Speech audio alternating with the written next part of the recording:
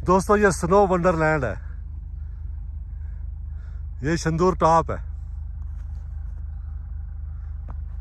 देखें कितनी बर्फ है यहाँ पे, मजेदार, बहुत मजेदार। आज 30 मार्च 2021 है। इस वक्त तकरीबन 1 बजे हैं।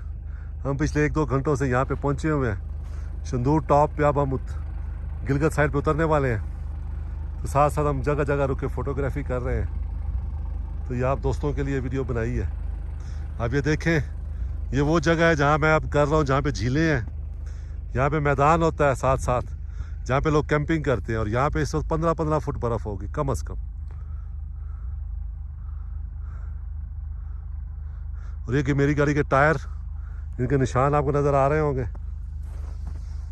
और इस तरह मेरी गाड़ी नज़र आ रही है। मैंने पहले भी बताया है कि मैं बगैर स्नो चेंज के आया हूँ। और आप इस गाड़ी का हाल देख लें, अभी तक हमें किसी जगह कोई प्रॉब्लम नहीं हुआ। बहुत मज़े से हम सफ़र करते हुए अपना आ रहे हैं। और ये देखें इसका फ्रंट, बहुत मज़ा आया है, ज़बरदस्त।